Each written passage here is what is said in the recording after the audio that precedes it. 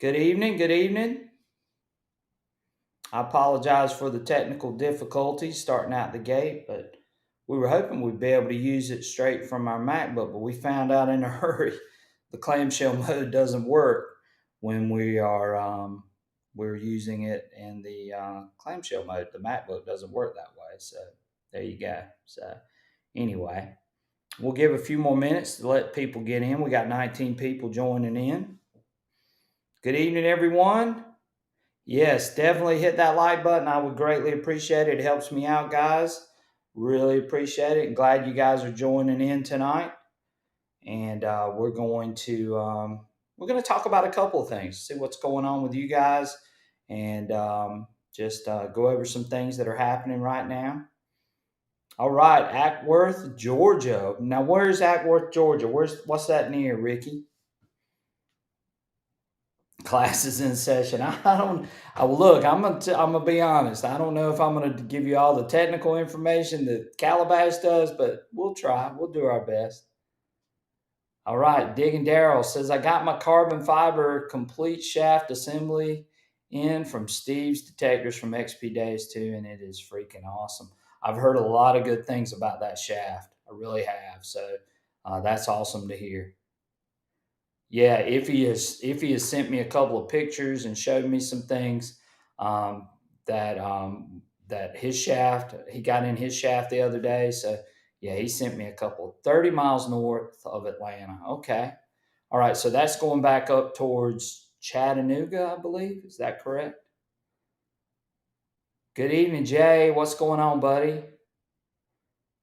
Glad to have you in. Calabash might join us later on. Hey, BK, glad to have you in here.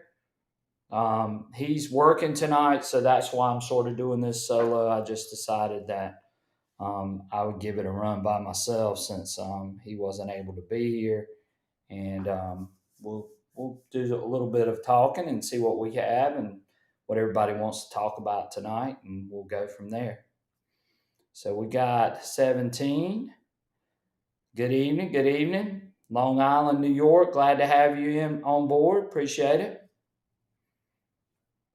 So I'm going to adjust this camera one more time, guys, because I know this is quite annoying, but I want to sort of get a straight on view.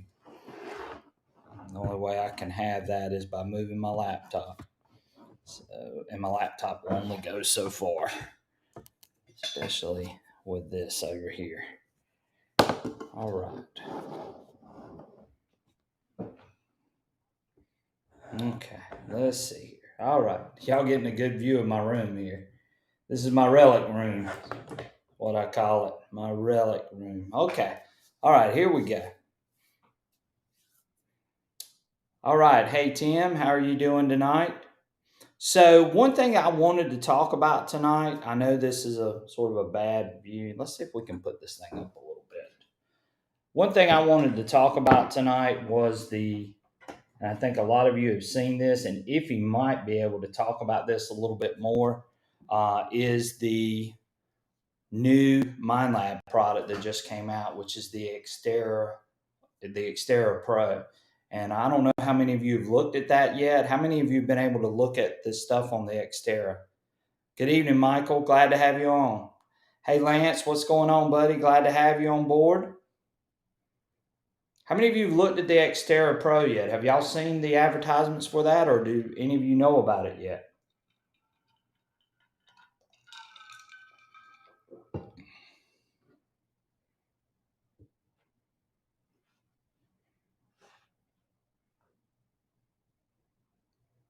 All right, you're having a hard time with which one you like the best, my 900 or the Deus 2? Well, of course. So, have any of you seen the Xterra Pro yet? If you, I know you're on here. From what I'm seeing, just to maybe you can relay some of the information. I think the Xterra Pro is mainly sort of geared more like it's a single frequency detector, if I'm not mistaken. So, just curious as to what you know about the Xterra Pro. So if you're on here, you might can answer that.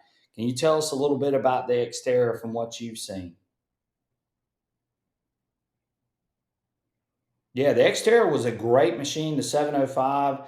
I never used one of those. I used a MindLab E-Track machine for a while, but never used an Xterra. But I heard a lot of good things about the Xterra, so I'm real curious. And I know Ify's on here, so maybe Ify can respond because I think he might have one of those Xterra Pros, if I'm not mistaken. Yeah, we have a new MindLab machine, an Xterra Pro. So that was one of the reasons why I wanted to come on. So BK said that he had a 705 and said it was a great machine. So from what I read today, it seems like that the Xterra Pro is a single frequency detector where you can change frequencies, but that was it. And I think it's geared more towards the lower end of the market, more so than the Equinox or the XP 2 or even the Manicore or some of those others. I don't think if he's with us anymore, so maybe he's not. But yeah, that's what I read today that you can change the frequencies. It's not a multi-frequency machine, so again, it's mainly geared towards the lower end of the spectrum, and so I think that's where they're trying to move that market towards. I wish that they would have come out with another multi in that lower range, maybe with maybe not so many features that people could afford, but it looks like they went with the single frequency detector, which I think is pretty interesting. Just from what I've seen. So, what do you guys think? I mean, just based on what I've just told you, do you think MindLab made the right decision by going out with a single frequency detector when everything else is multi frequency? Maybe they're going to come out with a new Vanquish. I don't know. I mean, that would really shock you because you got a single frequency detector. Right. Hey, sharpshooter. All right, buddy. You're on board. Glad to have you. So sharpshooter is in the house, and there's some good questions and things I want to ask sharpshooter while he's on here. So that'll be good too. Great. I'm glad to have you on board, sharpshooter. So what do you guys think? Do y'all think MindLab made the right decision by coming out with a single frequency detector at this point when everything is multi-frequency? And who's their target audience? That's the real question. I think they're mainly going after the simplex crowd. I think it's what that machine's going to be geared towards. Right. So yeah, that's what I think. I believe at this point. Maybe sharpshooter might know a little bit. Sharpshooter, do you know anything? Do you know anything about the new Xterra Pro? And I think I mentioned this to you the other day when you and I were talking. So again, I think the Xterra Pro single frequency detector is really geared towards that simplex crowd, that lower end crowd, and I think that's what they're going at. Yeah, it sounds like they're going backwards. I agree. I agree, Joe. Definitely. So New England Swinger says he still takes out his 705, take it out for walks. Hopefully, one of my little boys will want it. Yeah, the 705 was a great machine from what I've been. Now I never used one, but I heard it was good. Yeah, it's single frequency and waterproof. And you can still use a single frequency detector. I mean, a lot of us on here have used single frequency detectors throughout our careers. So, but it's just interesting that they released a single frequency detector. Now at this point, especially after releasing the 700 and the 900 and the Manicore and all these multi-frequency machines, why would they go back to a single frequency detector? That's what I'm curious about. So that was really my question for the whole night was, do y'all think MindLabs followed the right marketing scheme by going backwards with this new Xterra Pro? So that's what I wanted to do is sort of get a gear or a feeling for what people were actually thinking. So I'm going to move this camera one more time, guys. So let's see if that. I apologize, guys. I know this is not the way I wanted this stream to go. Hang on 1 second here. We're going to adjust this camera one more time. I apologize. We're going to clip it back in. We're going to move up top. Okay, there we go. Okay, now we're back. Everybody hear me good from there? Okay, good. So sharpshooter says that it should be a buy one get one metal detector, and I might agree with sharpshooter that it is a buy one get one metal detector. So it's a single frequency machine. Yes. So sharpshooter, and I'm glad sharpshooter's on here again because there's one thing that I wanted to bring up, and that's what sharpshooter's been doing. He's been testing the XP Deus 2, and I know the majority of the people that are on here are XP Deus 2 users, and so one thing that sharpshooter's been doing is he's been testing the dive program um, with the XP 2, and he's testing it against foil and high conductive targets. And what he's found out is that by doing that, that it actually will help sort of unmask. So, sharpshooter, you might want to relay some of that stuff.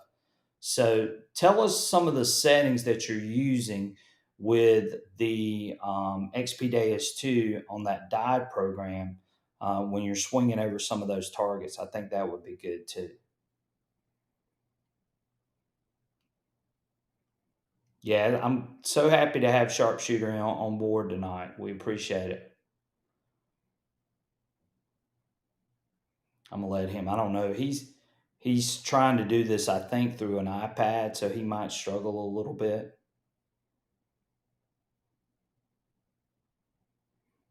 So he's been testing the Deus 2 using the Dive program. How many of you have used the Dive program to relic hunt? Have any of you done that? Just curious.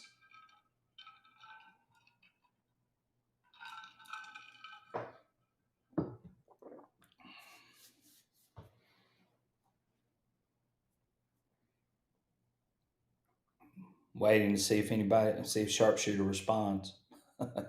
Apparently he's not. Oh no. Okay. All right. Well, let's talk about some other things then while we're waiting on Sharpshooter. Maybe he will. Okay, there we go. All right. So Sharpshooter says he's been setting the reactivity on one, the silencer on one, no notch mainly. All right. Hey, Wisco Detect, glad to have you on board. I'm sorry for there's a couple of tech difficulties I've had tonight. I tried to use my MacBook for the first time in clamshell mode, and it didn't work out so good. So you're sort of looking at a downshot view of me, but I appreciate it. Thank you guys for being here. Oh gosh, so there's another lobby. Okay, I'll go over there and let's see here.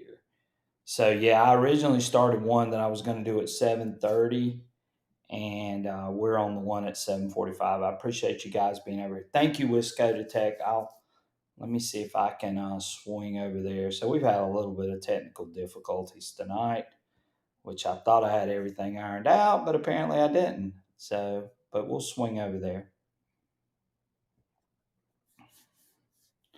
So New England Swinger said sharpshooter. He tried this the other day in his colonial cellar hole after watching sharpshooter's video. So he did try that.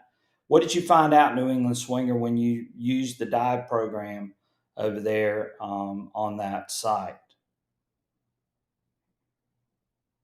So curious, some good information being shared.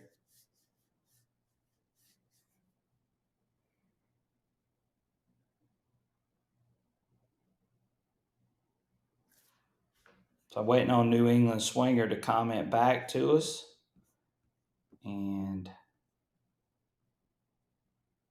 yeah, Calabash is not going to be online tonight. He had to work tonight, unfortunately. So I'm the only show in town right now.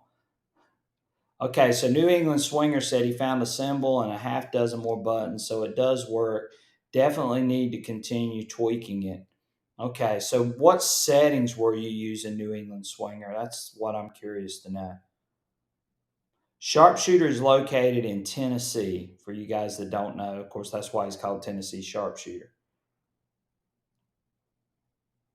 A New England swinger said he found a thimble using that program. Okay, good, good, good. All right, well, that's good to know. And of course, if you're using the dive program, probably most of you guys know this, but using that dive program is going to um, set you up in a lower frequency. So it's going to be more susceptible to or higher conductive targets. So if you're using the dive program, you are going to be hitting on higher conductive targets because it runs at a lower frequency. All right, private citizen, glad to have you on board. I apologize for my video view right now. We'll get it set up better the next time, but we're going to run with the way it is because I'm tired of messing with it. Because I was hoping to run my MacBook in clamshell mode tonight, but it didn't work. So this is what we're stuck with. So again, I appreciate it. Same here, wrong link. I apologize, guys, because I originally set it up at 7:30, I think, and then I changed it to 7:45 to try to accommodate Calabash, who's not here, by the way. So that's why there's possibly two links. Right. All right. So you're in North Carolina. Okay, great, private citizen. Glad to have you on board. Todd, glad to have you. Appreciate it. Thank you. I appreciate it. Thank you, guys. Thank y'all for coming over and joining in tonight. We were talking mainly about we talked about the Xterra Pro, which is the new MindLab machine that was just released. Some of you guys know about it. Some people don't. MindLab released a new machine today. It's mainly a single frequency machine. I think it's geared more towards the lower end of the market, and so I was just trying to get a feel for what you guys' thoughts were. Calabash doesn't work. He just, well, some would debate that. Some would debate that. But I just talked to him a few minutes ago, right before the live stream. So, uh, okay. So hopefully he shows up, and he said he would try to pop in. I sent him the link, so he might try to pop in the next few minutes. If he does, I'll bring him on board, and we'll hear from him as well. Sharpshooter, he said Loza Canslaw, full birdshot, dive program worth a shot. Okay, all right. Well, if you have those types of situations, Sharpshooter is saying that if you've got a lot of can slaw, a lot of foil, a lot of those things in some of the sites that you're hunting, that dive program does tend to work a little better, and you can check targets with it too. So I know that he's tried that extensively, and we talked a lot about it. Talked about it a lot the other night. So good. If he says that the new MindLab machine, you have multiple selectable frequencies that you can pick from.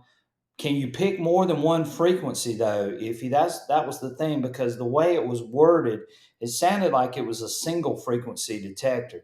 So that's what I was curious about. So can you pick two frequencies? Can you run two frequencies at the same time, or is it just one?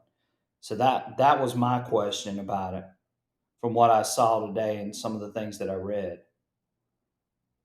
And maybe if you'll respond back.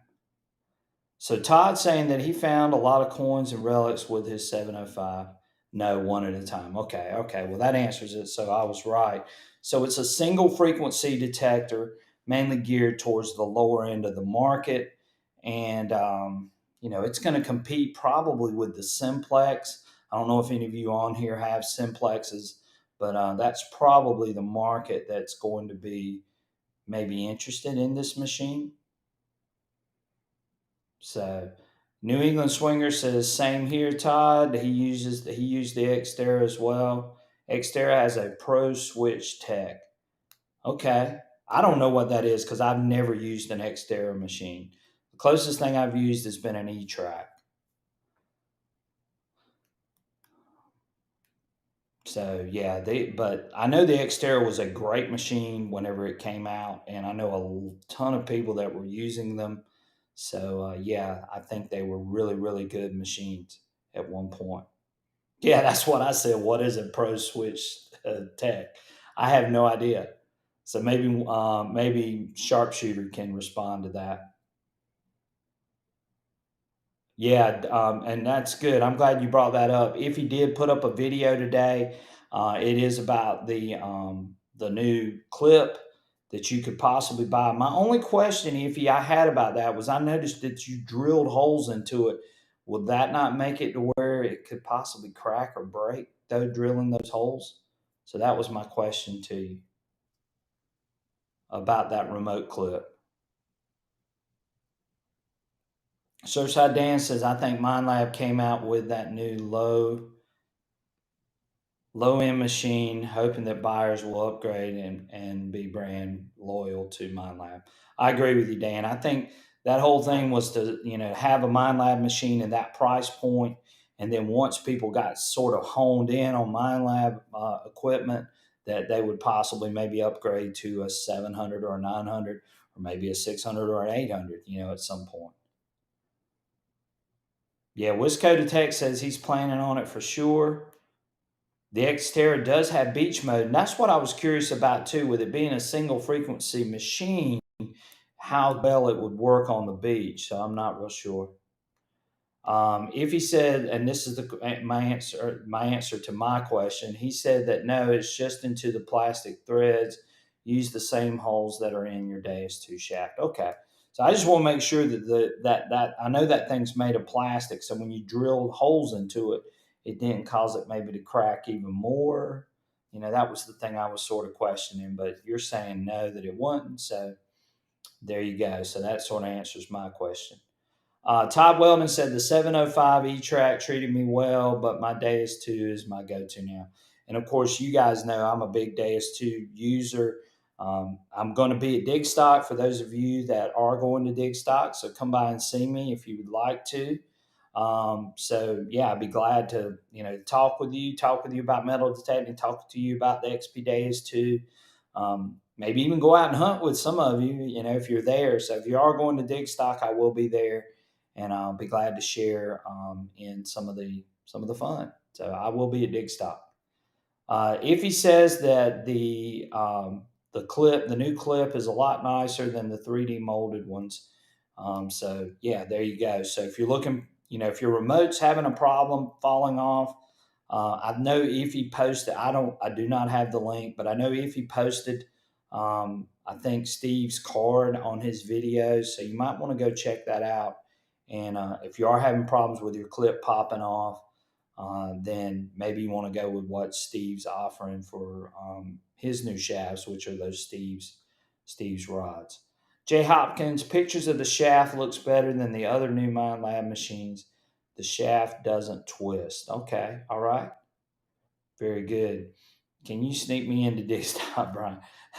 I wish I could. I actually asked the guy that's in charge of Digstock because there were a couple people like you, Michael, that really wanted to go, and it's just it's sold out. I mean, I hate to say that, but it is sold out.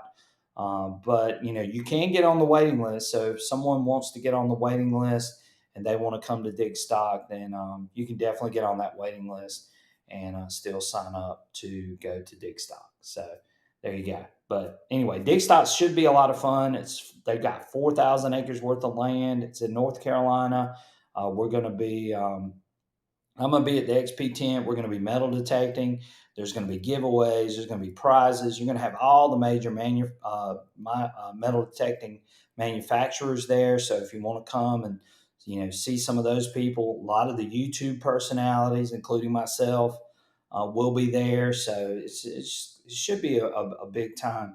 They're going to have Indian artifact hunting. They're going to have some gold panning as well. So yeah, it should be a lot of fun. And for those of you that are going, I hope you'll come by the XP tent and say hey, and would love that. So Greg said that he tried the 3D molded ones. He said I had to clean them up to barely work. Yeah, I've got a 3D molded one too, but I haven't had any issues with it. Which I'm knock on wood, but I haven't had any issues with the one that I have. Yes. If I can't do it from the streaming service, I can. Um, I'd have to go onto YouTube. But Iffy, I will. I will. Maybe if I can get Calabash, maybe we can do another live either tomorrow night or the night or the next night. Let me see if I can flip over. I hate to take me off my camera, but let's see here. I don't think it'll let me. It won't let me switch over, Iffy, unfortunately. But yeah, Iffy does have a link. So if you go over and check out Iffy's channel, which I'm sending some traffic your way, Iffy. But if you go over there and check on his channel, he should have a link for that. And I apologize. Otherwise, I'd be able to put him up. But I can't go away from the live to go to my YouTube channel in order to give him moderator rights. But if you will have moderator rights the next time I do a live. So thank you. Yeah, I know. I saw your video from today. I thought it was great. Good evening from South Louisiana. A lot of good hunting property down there. Don't forget the XL Deus 2 t-shirt for me, Teach. Yeah. Well, look, let me tell you, they're going to be doing a lot of giveaways and a lot of prizes. So come by that XP Deus tent and we'll get your name in and we'll try to get you a t-shirt.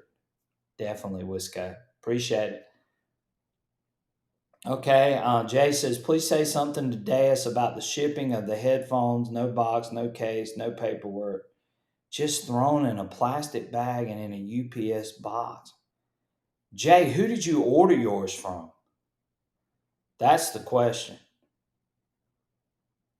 Because I've never gotten one. I've gotten 4 or 5 pairs of headphones and they've all come in an XP Deus box. So that's interesting. Good evening, Chris. Glad to have you on board. What's up, Finders Keepers? All right. If he said that the email is in the video, Gene, he said you can shoot him an email. So check that out, Gene. Jay, who did you say? Who did you say you got it from? Did you get it from a dealer? Or did you order it straight from XP?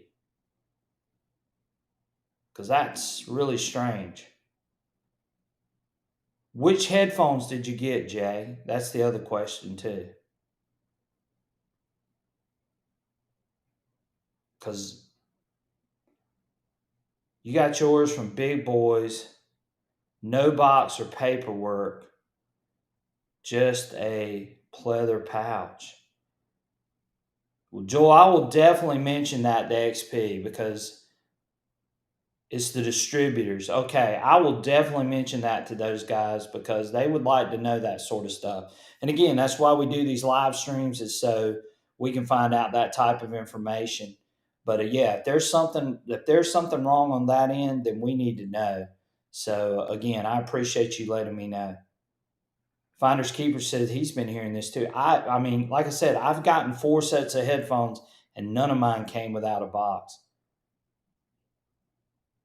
Wow, Make It Work says that's the way you got yours too.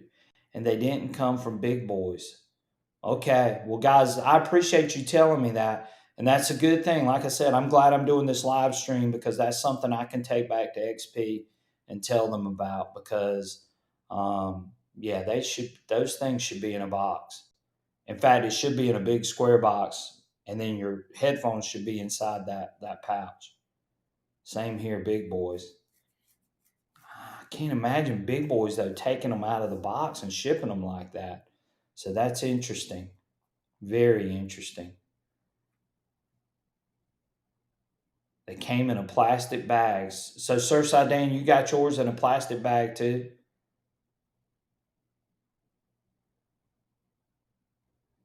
Okay. All right. Well, guys, thank y'all so much. Well, and they could have. I don't know the story on that.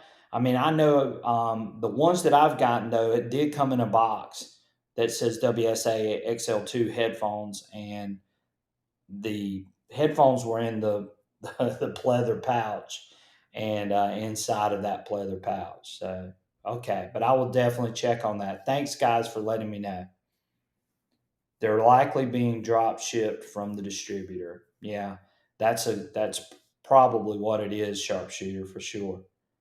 So, but I'm glad you guys told me that because that's something I can go back to them and address for sure. So, Treasure Fest 6 in Murfreesboro, Arkansas is in October. Brandon Sutton does a great job with his seated hunts. Hope to see you all there. Digging Daryl said they're having one in Murfreesboro, Arkansas. Sharpshooter, that may not be too far from you, actually. You got yours with the 280 backpack just in the pleather pouch. Okay, Joel. Right. I love my 280 backpack. I just put up a video too on my YouTube channel. One thing that I left out, and Metal Detecting with CZ Kid pointed this out, was that it has a rain shield that you can pull over the pouch. So if you guys haven't checked that video out, check that out. But again, you can actually pull that rain shield over the top of the backpack and keep it from getting too wet whenever you're out metal detecting. Yeah, the 280 is awesome. And I think Ify's made a video about the 280 backpack as well, if I'm not mistaken. So, Dan, you said that your bone conductors came in a box, which is just weird. That doesn't make any sense. But I'll definitely mention that to them. Joel in Memphis says he loves the 280 backpack. I love it too. I think it's going to be great. Now, I haven't done a lot of walking like real far because most of my sites I can get to in my truck, but there have been some in the past which I wish I would have had that 280 backpack, and that would have helped me out tremendously. But yeah, I love the 280 backpack, and I think a lot of people on here love it too. I've had people that don't even metal detect that have said, "Hey, I'm interested in buying it." Just because of the backpack side of it, which I think is really cool that XP sort of branched out. Joel in Memphis said he got the 240 first. The 280 is much more substantial, right? Yeah, you got plenty of room in the 280 as well. So thank you, Joel. I appreciate you leaving that comment. So let's talk a little bit about. Okay, it appears that MindLab has flooded the market. They could update the 700, 900 with a mono frequency like the XP Deus 2 has. This would save the buyers money. This is from Tech Ridge Digger. Is that right? But I believe the Manicore and the 700, 900, you can still go to single frequencies. But I don't understand why they brought out a single frequency detector at this point. But I do know why, because they're basically wanting to take over the market. I mean, that's just what it is. They're trying to control the market, and they want all the market. And Nocta is going to be the one that's going to be left out if this is going to be the case, because I think if this, I don't know what price point the Xterra Pro is going to go into, but it's going to be tough if they drop into that $200, $300 range against the Simplex, because I think a lot of people would gravitate more towards the MindLab if that's the case. Yes, I know. If that's what I just said, I know they both have single frequencies as well. So again, the Xterra Pro is a single frequency detector. It's not a multi frequency detector like the Manicore or the 700 or the 900. Yeah, I know. Finders Keeper says, I know, trying to figure out what that comment meant. Yes. Right. Hey, Andrew Paul, glad to have you on board. He says, hey, history teacher, I found the party. Hope I didn't miss much. And I apologize if y'all went to the other link. I had originally planned it for 7:30, and Calabash said he might try to stop by, but he was at work, and so then I moved it to 7:45. So the other link might still be up, and I apologize. Thank you for the night. Yeah, Todd Williams said nice seated. You got that the other day, Teach. Yeah, I appreciate that. Yeah, I love digging those seated half dimes. Those are really nice. Really nice. Thank you. Very good. All right. I heard that the Xterra Pro is going to be in the $700 range. Is that true, Michael? Ify, what do you know? Because Ify might be able to comment on this. Is that going to be in the $700 range from what you've heard? Because if it's going to be at the $700 range, I don't see how they're going to compete at that lower end, because $700 puts it right in the same range with the 700, if I'm not mistaken.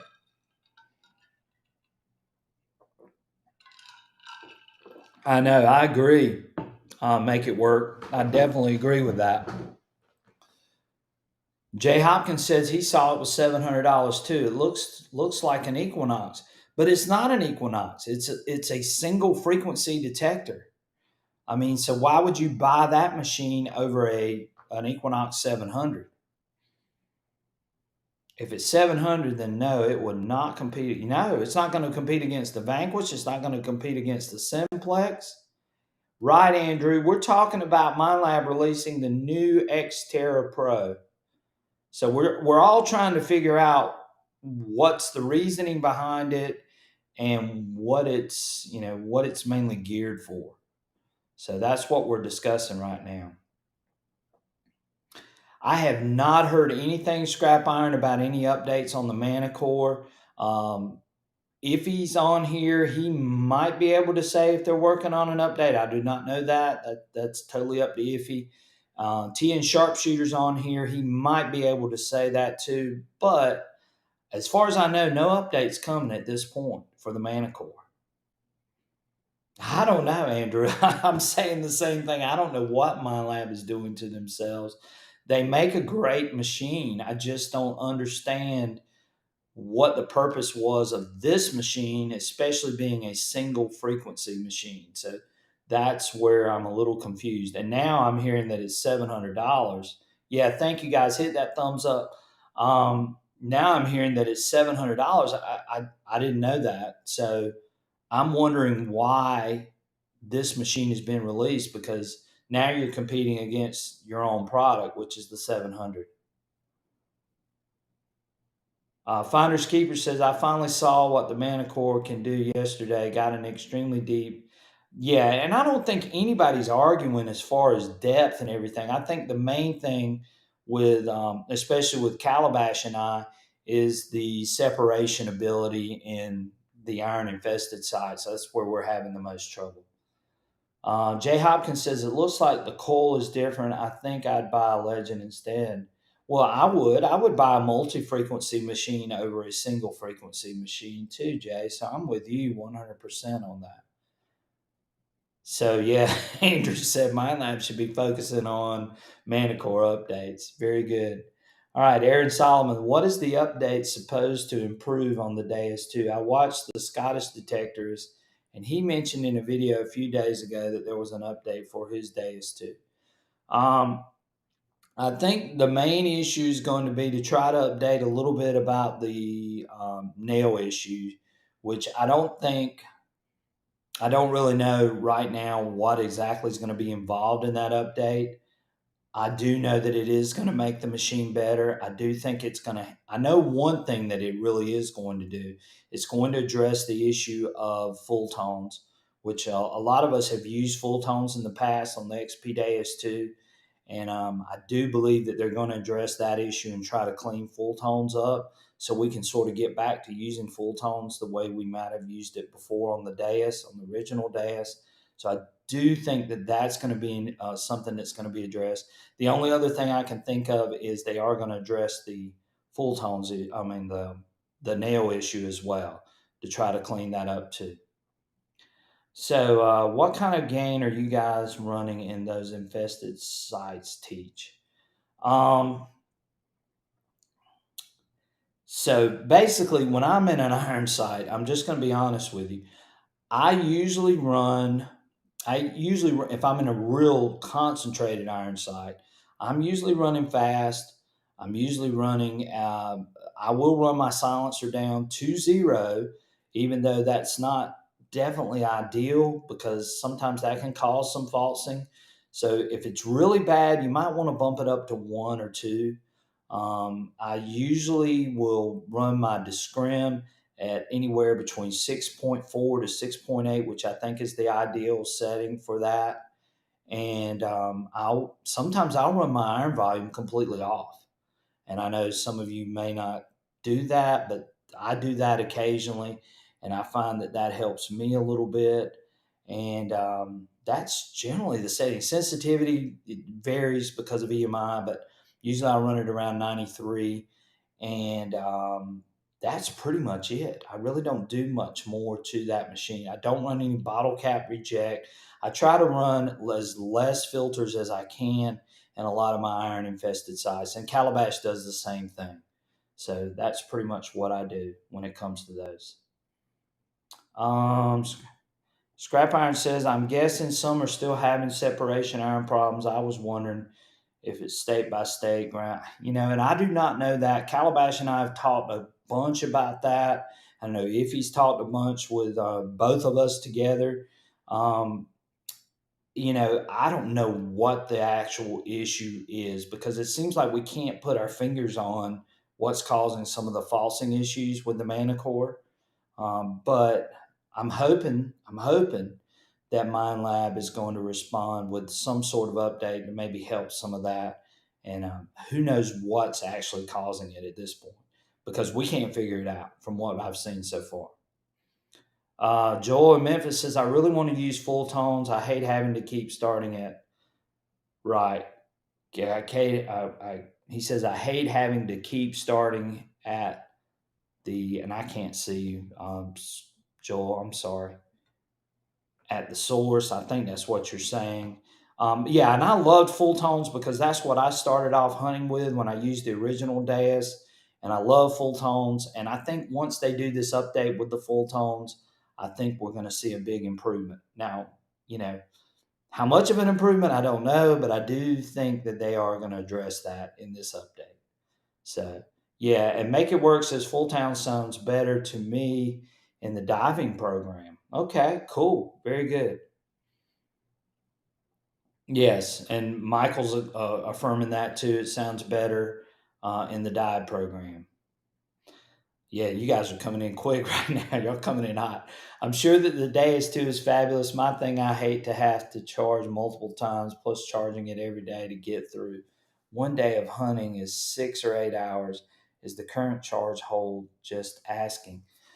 Um, well, think about if you had the Manicore, but you know, I have yeah. Well, I have had one instance. I can't say that. I've had one instance scrap iron where my coil died, and you got to charge. And it's like you said, you're charging three different things. You're charging the headphones. You're charging the remote. You're charging the coil. You never really know what the charge levels are on those, and that's something too that I wish XP would address. But yeah, if you're running deep high conductor, you're not going to. I mean, you're going to get probably 6 to 8 hours out of that charge, and that's pretty much it. If you're lucky, if you're lucky, depends on what type of site you're hunting too. If there's a loaded iron site and you're using deep high conductor, it's going to start wearing it down real fast in a hurry. Techie Ridge Lance McElwain says, I think he is in the res business. Okay, I don't. I'm lost on that one. I missed the other comment. I was asking what gain are you guys running on the Manicore? And see, Calabash is the one. I do not have the Manicore, guys. So if you're asking a Manicore question, that's probably going to go to Calabash. I do not know what he's running the gain in, Finders Keepers. I'm sorry. I wish I could answer that, but I don't have a Manicore machine. I decided to invest my money instead of buying a Manicore into a new computer, and that's what I'm using tonight is this MacBook. So Calabash is the Manicore guy as far as that goes. My only complaint about the Deus 2 is the old Colonial iron nails getting pushed to 86, 88. Yeah, and that's a complaint that all of us have. I have the same complaint. I'm hoping that some of that will be addressed in this new update, and hopefully that's going to be something good. XP charge lasts all day in England, 7 to 8 hours worth of hunting, but not with deep high. Yeah, right. Deep high conductor is going to drain your machine the fastest because it's taxing your machine the most with what you're asking it to do. Iffy Signal says 17 to 19 finders in iron. There you go, Iffy. Thank you. Clean ground, he runs at 20s. And I want to say Calabash is running his at 19 from what I've seen. I think he has run it up to 20. But when you start going up above that, I think it tends to drain that machine or make that machine sort of unstable when you get past that point. Surfside Dan says, I run with the 9 but have but have 11 as a backup if the 9 runs out of power. And that's what I do too, Dan. I've got a couple of machines. I turned a couple of WS6s into separate machines. So I've actually got 3 XP Deus 2 machines. So thank you for the comment. Andrew says, when I hunt in England, it's all day at home. I probably hunt 6 hours and never worry about the battery dying. And I'm that way too. I mean, unless I'm running deep high conductor, usually I'm going to get, that 6 to 8 hour range. The good thing about the XP Deus 2 is that the charge, it doesn't take as long to charge the thing up versus the Manticore, which some of you guys that had the Manticore can maybe chime in on this, was that the Manticore takes 7 hours to get a full charge. So you got to have that thing on the charger all day before you go out for a hunt. And if it dies, then how fast is it going to charge if that's the case? So again, that's something to think about for you guys that are thinking about the Manticore. Todd Welding says the Deus 2 is quick to charge, the full 3 hours at the most. Yes, I've seen that, about 3 hours. Remote and headphones last longer than 8 hours, which is true. Very good. Thank you, Todd, for saying that. Scrap Iron says you really only need 2 machines, backup and everyday user. I mean, that's $3,000 worth of machines. That's right, Scrap Iron.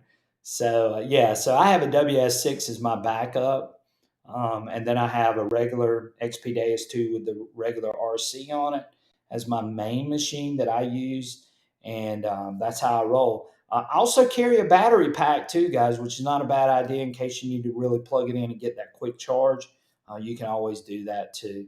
Wisco Detect says he likes sensitive full tones. And Wisco Detect, I'm going to be honest with you, I have not really used sensitive full tones that much. So I'm not as familiar with it as probably you are. But I like full tones. So I'm hoping that the full tones issue is going to get addressed. George R says, my guess might be the rust variation might be the cause of the falsing. Very true. The halo effect in some cases is causing that. Scrap Iron says 7 hours of charge. My God. Okay. Scrap Iron, exactly. Is it just me, or does anyone else think that the WSA2 XL headphones sound muffled? To me, the WS6 Puck and the Quest headphones sounds better. Okay, Jay, I have not used the Quest headphones. I don't know that I would describe them as muffled. I think the first time I used them, and Calabash let me use his for the first time, and I was going like, well, yeah, these do sound a little muffled, like you just said. But then I think my ears got adjusted. Now there is one thing too you need to keep in mind. You can adjust that graphic equalizer on the Deus 2 or on the WS6, and it can change a little bit of that sound. So if you are thinking that it's muffled, you might want to go check your equalizer settings and change it to suit your ears a little better. Sharpshooter says the WS6 and his Quest phones sound bad. Okay, all right. So there you go. So Sharpshooter's chiming in saying the Quest headphones sound a little bad. Yeah, Andrew, I take a battery pack with me. I wish I had mine around. I'd show it to you. But yeah, I take a little battery pack. Now, will it charge it completely? I don't know, but but if I needed a little bit of charge to keep my machine running, I do have it. You can plug it in real quick. But you're going to have to take your charging cord with you when you go out onto a site if you're going to use the battery pack. Wisco Tech, Michael Cooley says it just seems to blend the signals to a lower tone. Dive gives a higher tone to me in full tones. Yeah. Well, and Michael, part of the reason for that is because that dive program is running at a lower frequency, which is really going to sound off on those higher conductive targets. So that's going to be the reason for that. Let's see what else. Scrap Iron says, Teach, what's your next adventure going back to areas with the Deus 2 you may have missed with other machines? And I have been to a lot of my other areas. We've got Calabash and I do have a hunt coming up. One of them, if this comes through, it's going to be spectacular. It's on a piece of property that no one's gotten an opportunity to get on. I mean this, no one. And this is surrounded in an area that is highly protected, but this one piece of property is privately owned. And if this guy comes through for me, this is going to be an epic hunt that you guys are going to want to tune into if we get permission. We've sort of got permission, but we're sort of waiting for the go so we can go to it. But if that happens, it's going to be a great hunt. We've also got a great plantation site, which is going to be coming probably in the next week or two. So look for that. But Calabash and I will be together on those hunts. Sharpshooter says graphic equalizer won't remedy fully the Quest headphones. Okay, okay, Sharpshooter. I believe you 100%. Scrap Iron says Tesla metal detector. Yeah, yeah, with the lid. I don't know. Gene Gilstrap said I had to modify the Quest so the WS6 would seat properly. Not ideal to pair for $100 headphones. Yeah, that's why I went with the WSA XL2s because they're going to pair right up. You're not going to have any of those issues. You can put it on the stem. You can put it on a wristband. They've got the watch wristband that you can put the WS6 in, and you can go out and start hunting. So great. Right. It'd be funny if it was hammering. And it might be, it might be finders keepers. But let me tell you, where this is located at, you're going to have a hard time getting to it. I'm just saying. So we'll see. We'll see how this pans out. Okay. Andrew says, guys, I like the Detector Doodads headphones. Sounds good. Now, there's been a lot of negative talk about Detector Doodads lately. I do not know what's going on. Some people are saying they haven't received shipments and things from him. So I'd be a little bit careful about Detector Doodads at this point. But there are some other options out there like the Quest headphones and some others. So that's something you can check into, Andrew. Yeah, and Finders Keepers says don't buy anything from Doodads.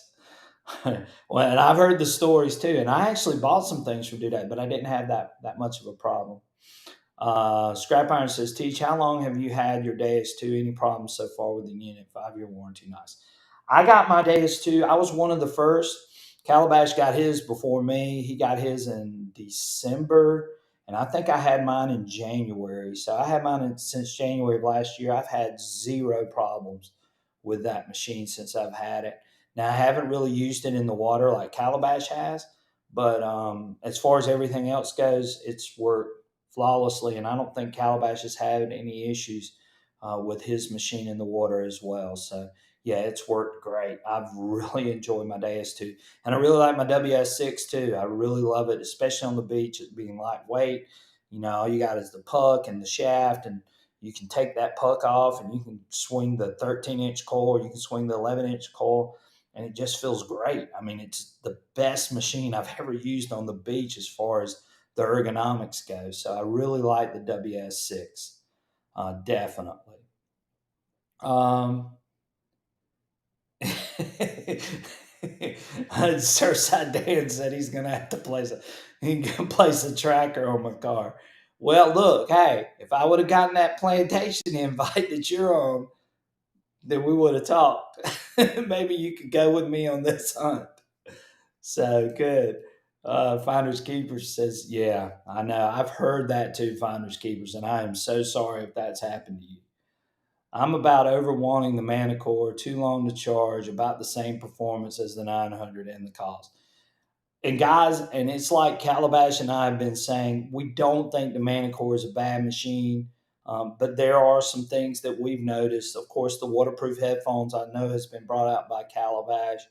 Um, the long charge time, which I just mentioned, and a couple of things. But again, the machine is a good machine. I think there's some things that they've got to work out, and if they do work some of those things out, I think it's going to be a top notch machine, and it's up there with an XP Deus too, definitely.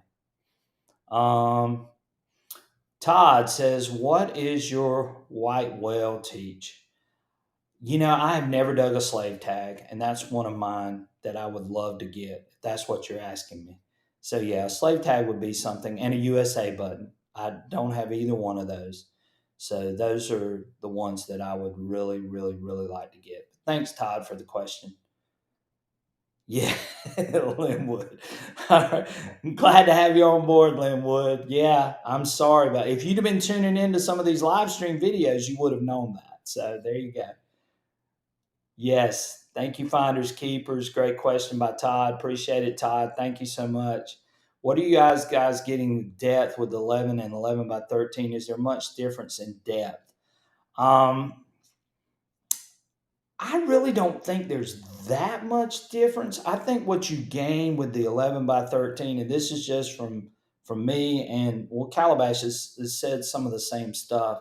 I think the 11 by 13 gives you just better coverage because you can get that coil near a target and it'll even pick up the target even out another 2 inches outside of the coil.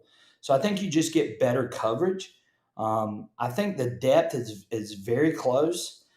You might get maybe a half inch more. That's just me speculating.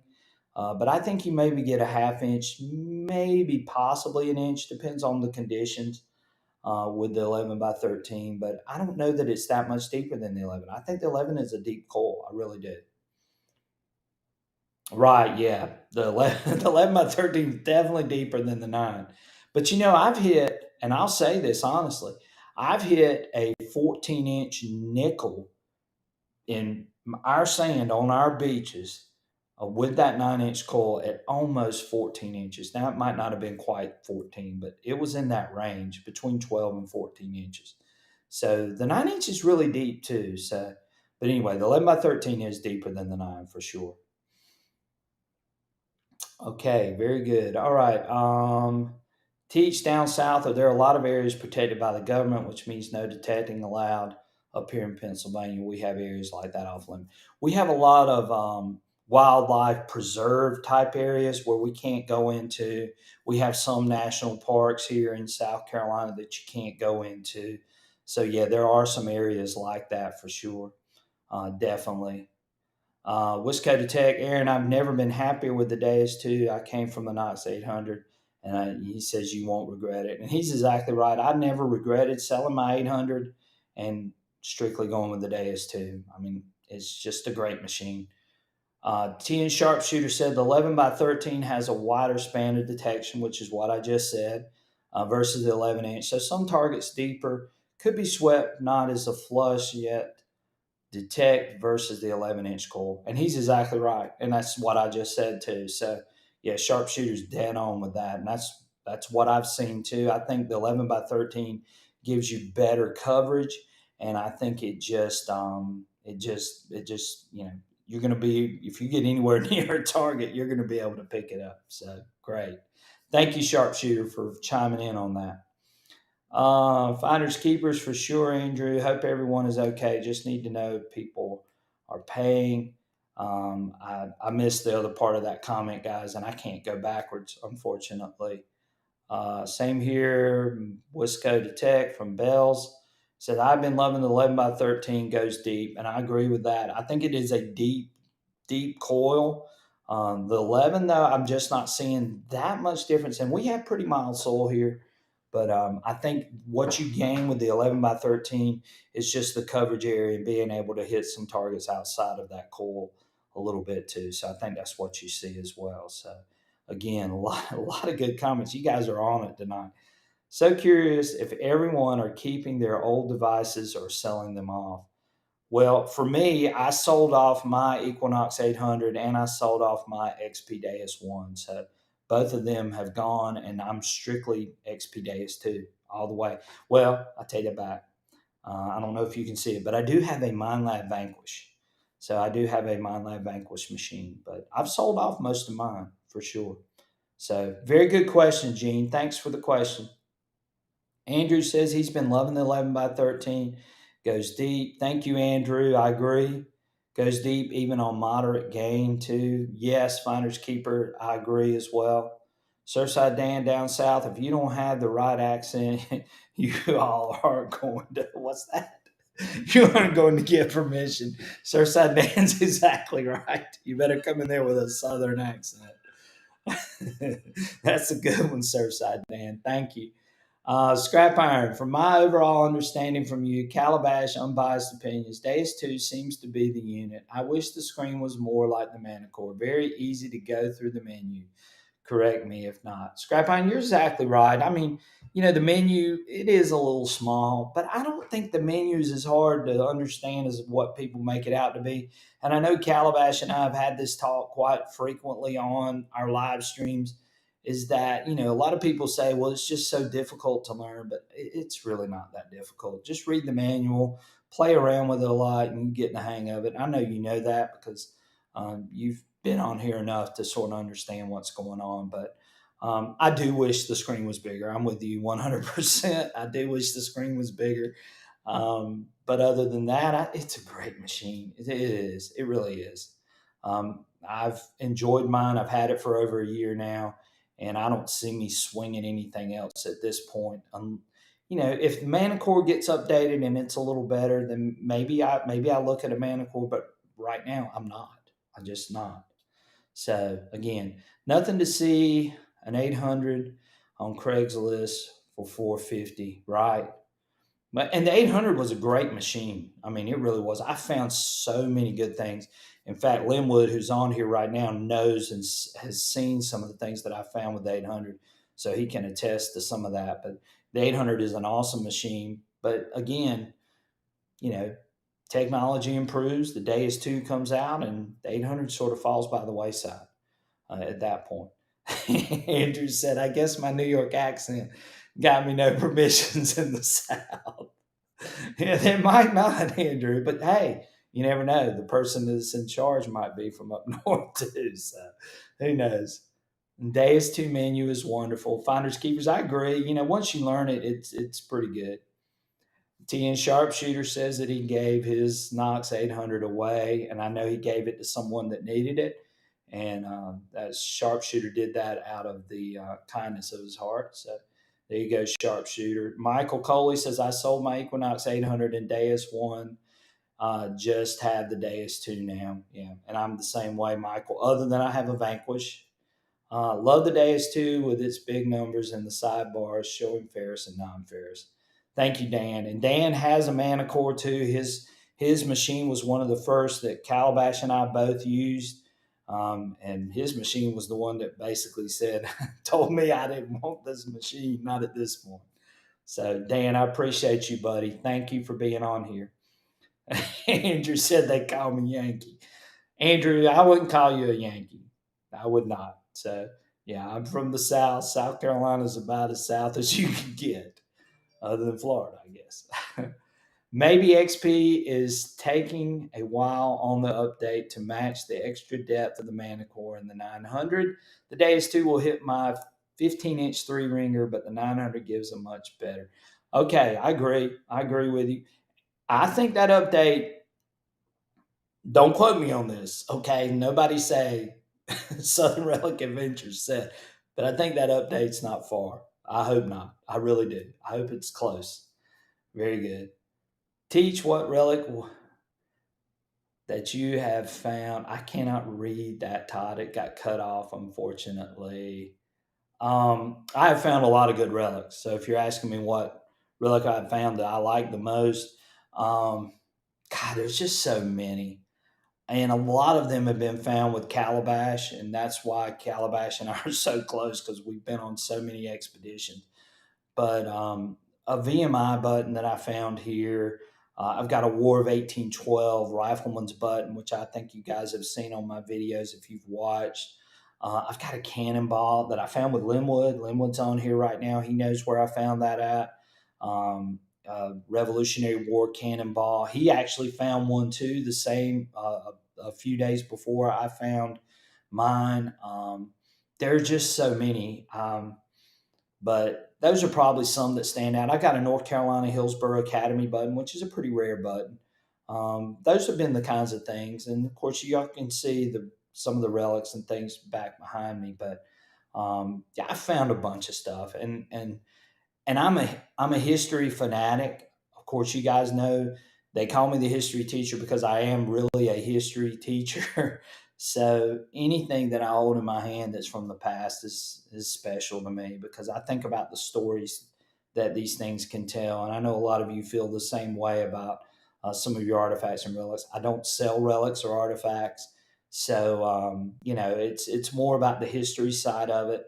And I would much rather relic hunt than beach hunt any day. But I know some of you are beach hunters, and beach hunting is fun because you find a gold ring, you find something really expensive. That's really cool. But I'm into the history side of it. So yeah, hey Ohio Fred, glad to have you on board. Jay says he sold his 800 before he had to give. Yeah, I did too, Jay, because I could see it coming. So yeah, I sold my 800 as well. Teacher, are you more relics than coins in the Civil War era? So that opens up more options. Yeah, I am. I'm more relics. I do love coins, though. Don't get me wrong. I love a seated Liberty coin. I love a Spanish Real. I love a King George. Those are the coins that are like my favorites to find. So those are the coins that I really hunt for and search for a lot. So again, I love those types of coins, but I love relics. Thank you for the question. Finding with frequency says, I think a lot of things that scare people on the days too is the ability to tweak. Yes. And I know people, and I'm gonna be honest with you, I know people that never touch their settings. They stick to a program and it works for them.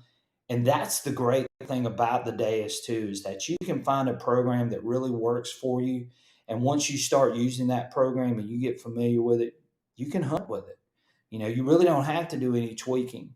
Now, a lot of us on here are so technical that we love tweaking and modifying our machines to meet our sites. But the way that XP is done with these machines, you can use any program and go out and I won't say any program, but you can use these programs and go out and just hunt without having to touch anything.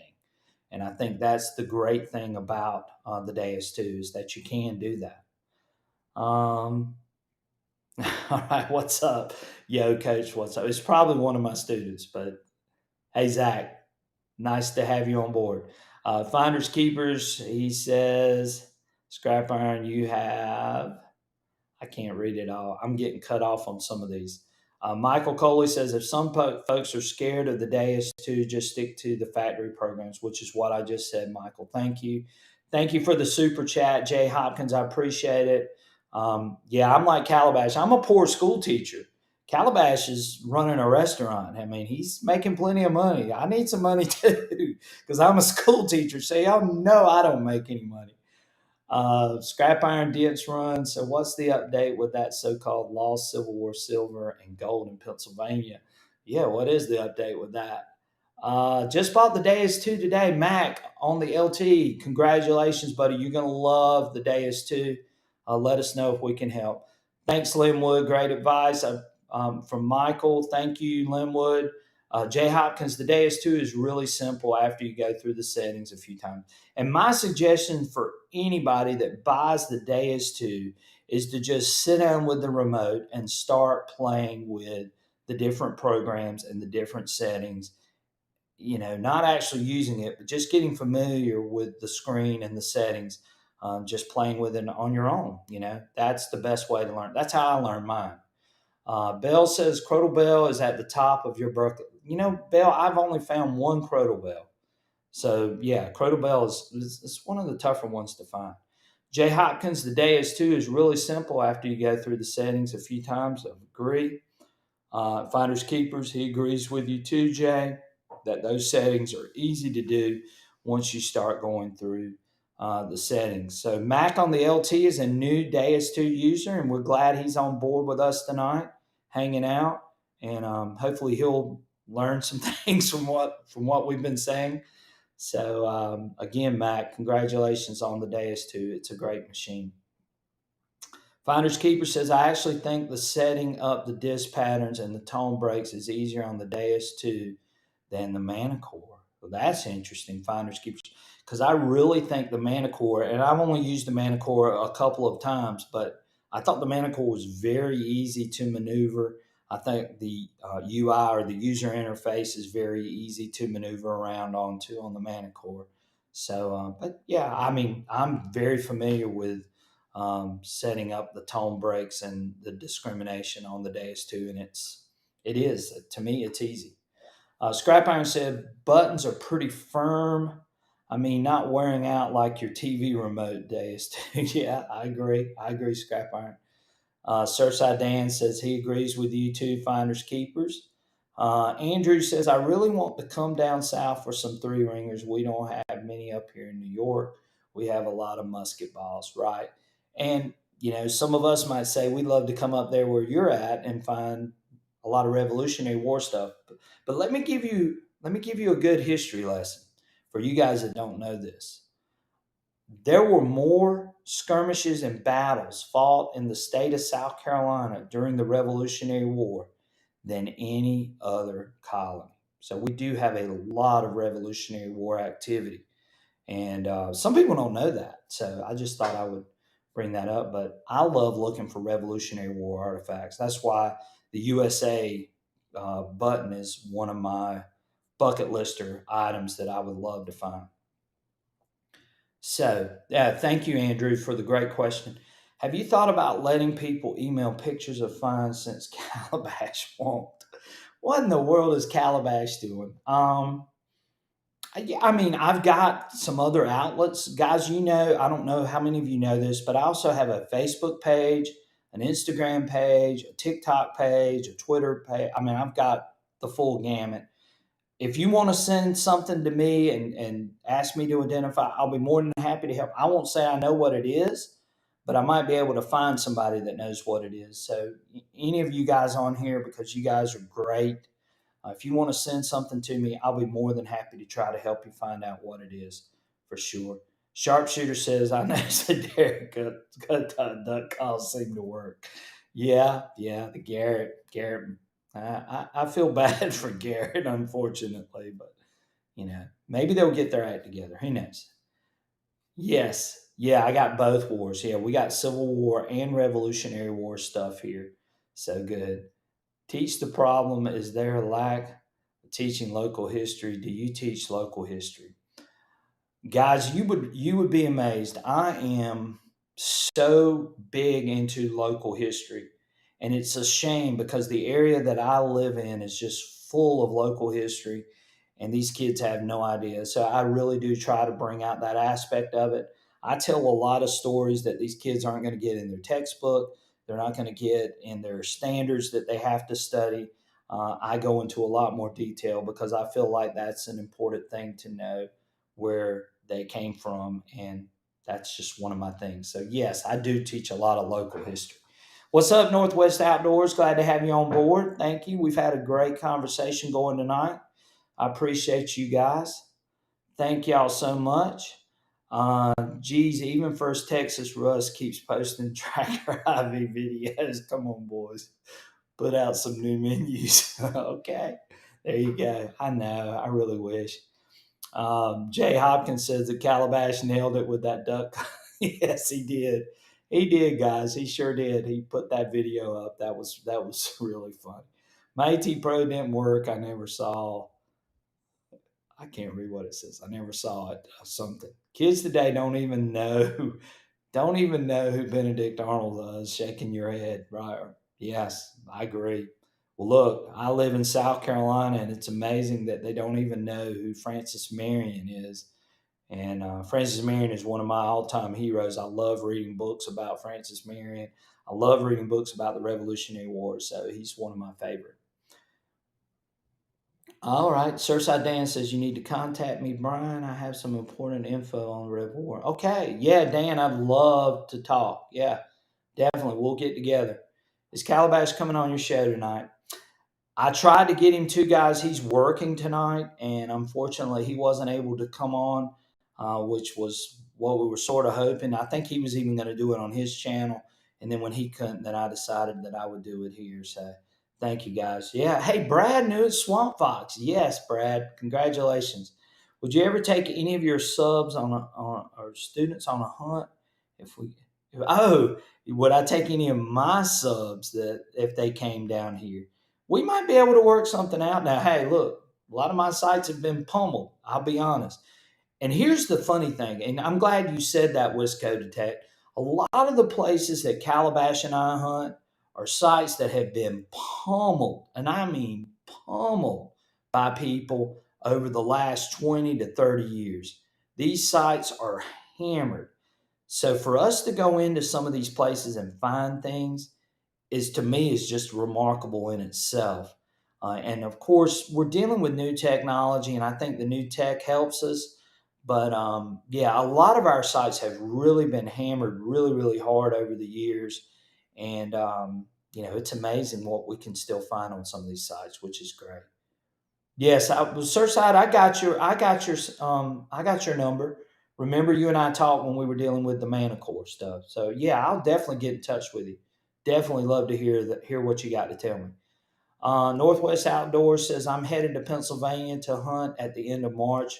Yeah, Pennsylvania's a loaded area too. I'd love to go to Pennsylvania and hunt. I'll be back to the British, right? There you go. That's true. Very good, Andrew. Um, so yeah, I know we've talked a lot about a lot of stuff tonight, and I know I'm giggling a lot too. You guys have been great.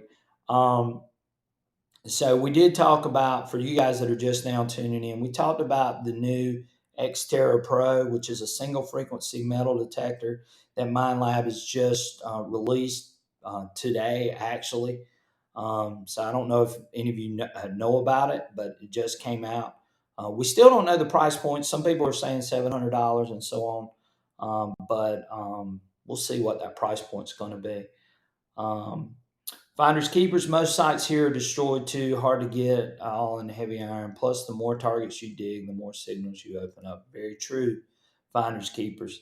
And that's what we deal with down here. The problem with my area is that I know some of you know that you can go to certain things and find out where certain things were in the past, but you don't have that because a lot of our records and things were destroyed when the Civil War happened. In fact, Sherman destroyed most of the records for South Carolina, so there aren't a lot of things to go off of as far as those types of things. Yeah. Thank you, Scrap Iron. I appreciate you too, buddy. Thank you so much. Calabash and I try real hard. He's maybe a little more techie as far as the machines go. I'm more the computer nerd geek, I guess, and somewhat. And so we sort of help each other out. We balance each other out. But yeah, we really enjoy relaying information to you guys, sharing our adventures, sharing our thoughts, sharing our things with you guys. And that's what makes this a lot of fun. And it makes it especially fun when I have a great group of people that come on here and ask some really, really good questions and provide some really good information. So that's what makes it really, really, really special. Yes, thank you, Finders Keepers. I appreciate that. Yeah. And I mean, I love what I do. I love teaching. I love metal detecting. I love history. When I was a little boy, the library used to get mad at me. I was the kid that went in and checked out all the World War II books or all the Civil War books or all the American Revolutionary War books. And I would just read. I was just a constant reader, especially in my early ages. And that just sort of transferred over. But thank you guys so much. I appreciate it. Northwest Outdoors said Nugget had a good video last night. Looked like a heck of a site that he was on. Yeah, I saw some of his video too. Yeah, that was some pretty killer finds. Surfside Dan says I have the 1825 mils atlas for all of South Carolina. Yes, Dan, I actually have the full blown copies of the 1825 mils atlas of of our counties actually. So those are really cool. Yes, Chris, thank you. Finders keepers. Most people these days have no interest in history. I know, and it's a shame because they don't realize that the things that happened in the past are the things that affect us even to this day, and they can affect us beyond this day. So that's why I'm so passionate about what I do.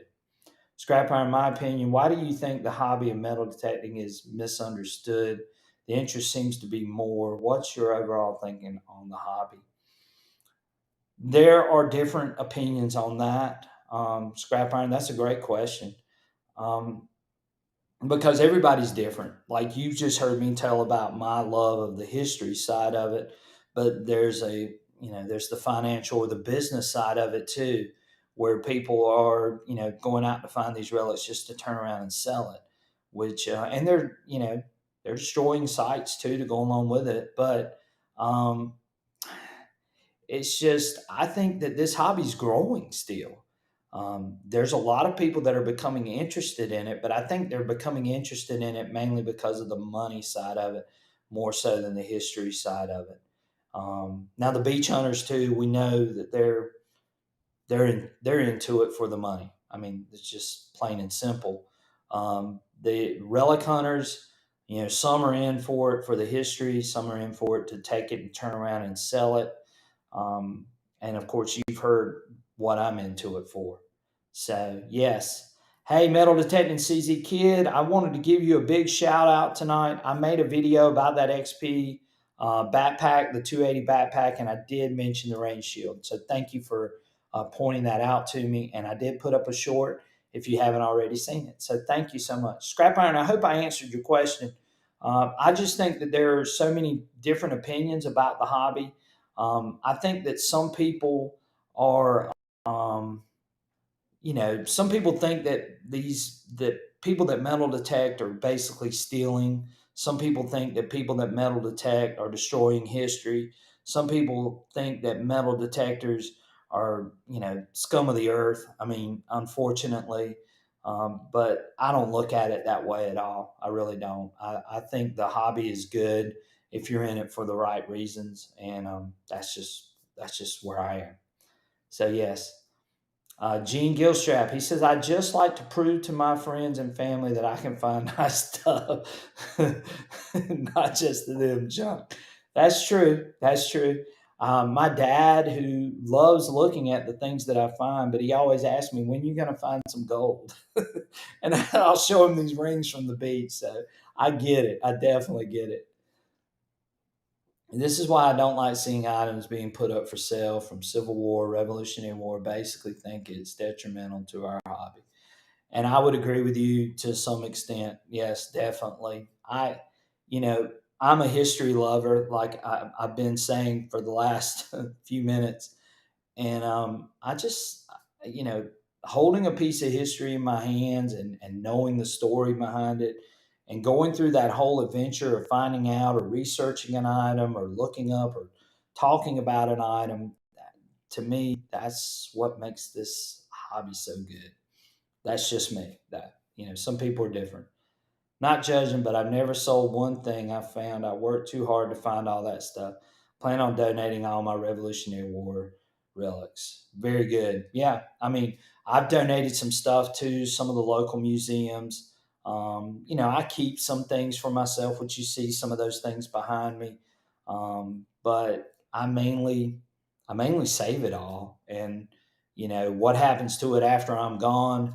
I guess that'll be my daughter's option because I have a daughter, and if she wants to sell it, then that'll be up to her. If she wants to donate it to a museum or donate it to a historical society, then so be it. But right now, it provides my enjoyment, so I enjoy it definitely. Thank you, CZ Kid. That rain shield is a good feature. Turns the backpack pretty much into a dry bag. Yes, thank you for giving me the information on that too. Thank you so much. I appreciate it, CZ Kid. Sharpshooter, what did I do? What did he say? What did I do when I find an old dated coin? Yeah. Sharpshooter, I can't see it. It's cut off. I've got too much stuff on my screen apparently. Yes. Scrap Iron says, teach. I mean, some people think or ask, what are we looking for? Maybe because we have a shovel in our hand. Oh, let's be real. For every good thing you find, a lot of junk is too. Yeah, definitely. I mean, if they only knew how much trash we all dig, you guys know. I mean, how many times do you go out and you dig, you know, endless amounts of pull tabs and endless amounts of square nails and endless amounts of small pieces of iron or lead, before you find that one great target that you were looking for. I mean, it's just, I mean, it's the thrill of the chase. I think a lot of us are adrenaline junkies too, I think, as well. So it's that thrill of the chase and wanting to be able to find those things and be able to share them with others and tell them the adventure that you went on to find it. So I think that's a lot of us in here, definitely. CZ Kid says the XP bag has a built-in rain shield on the bottom of the bag. Yes, it pulls out of the bottom of the bag in a zipper compartment. Right. And if you haven't seen my video, I just posted that video up on my YouTube channel. So go check that video out and you can see the rain shield. I pull it out. I don't actually wrap it all the way over the bag, but I show you where it's at and you can see how it would go over your bag and keep your stuff dry if you're, going on a long walk. Right. Finders Keeper says that's why most people have closet queen detectors. It's like work, right? It is like work, right? And then if you factor in what I'm doing and Calabash is doing along with all of that, then it's a lot, guys. It really, really is. And like I said, you guys that have donated money to the channel, to my channel, and to Calabash's channel, understand that it's all going back to what we're doing here, whether it be a computer or whether it be a camera or whether it be a trip to somewhere. It all goes back to the hobby basically and what we're actually doing. So I appreciate it, and I know Calabash appreciates it too.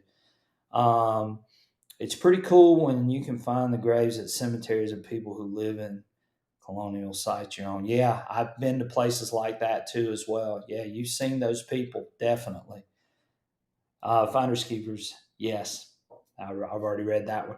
I have a 5 gallon bucket full of iron that was dug. I bet. Look, I had so much iron in the back of my truck because I'll eventually take it out and empty it. And sometimes I forget and I'll just dump it in the back of my truck and then pick it up later. But I had the people when I went to the car wash the other day. They go, "Good gosh, what all do you have in the back of the tailgate of this truck?" And it was mainly square nails and some other things, big pieces of iron and stuff that I dug, and I just pulled out with me.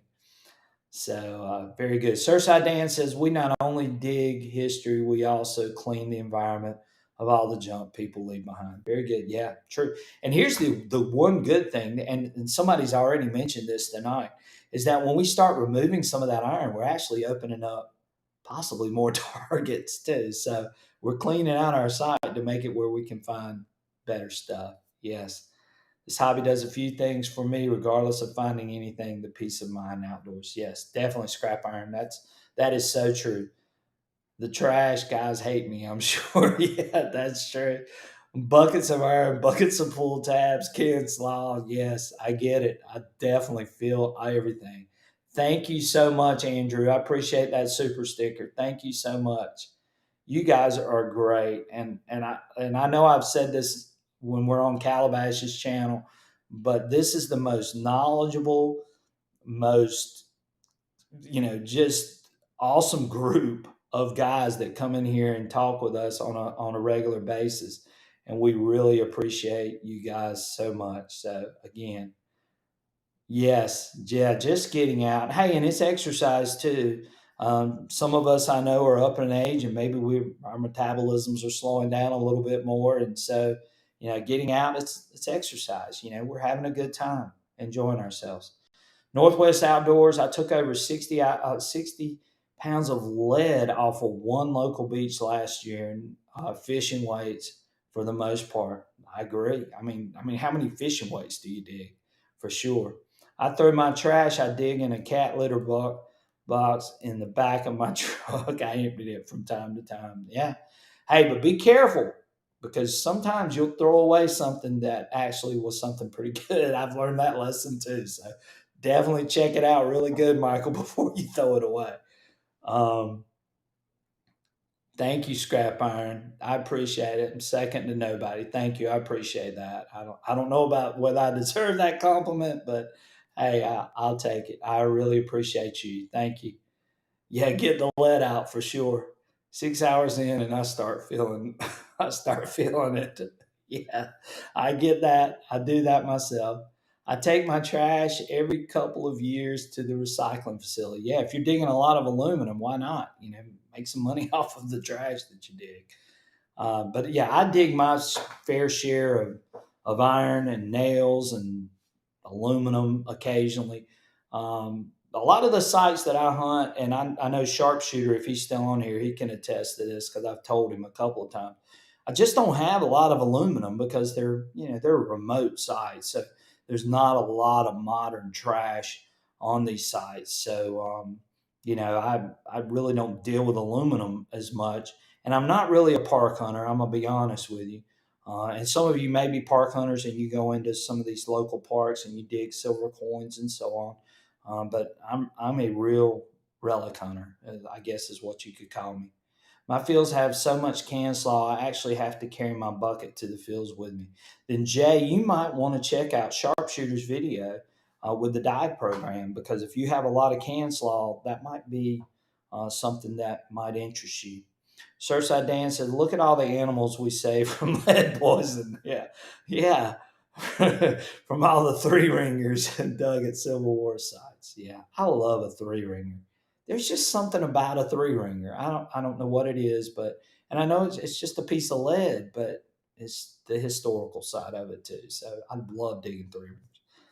Um, Andrew, want modern trash come to New York? I can imagine there's a lot of trash in New York. Surfside Dan said, Andrew, where in New York are you from? That's the worst, Jay. Old ground with a bunch of newer trash. Yeah, I hate when a site gets trashed over with modern trash. Just awful. Sharpshooter says, deer hunters here at old remote houses love beer. Yeah. So I was on a site last weekend and it was just those aluminum screw off tops, bottle caps, drove me crazy. And they rang up so pretty because they're so perfect, circular round, not rusted, and they sound really good. So I had an issue with that this past weekend. So I probably could have used Sharpshooter's program and set up on that side. So that's good. It's a tribal beach. They didn't want us digging there until I showed the pic of the lead that came off their clam beds. Okay, there you go, Northwest Outdoors. Um, Dan Andrews says he's 40 miles north of Manhattan. 40 miles north of Manhattan. There you go, Andrew. So yeah, I've been to New York. I've actually been to Manhattan. Stayed in downtown New York, Times Square, the Marriott.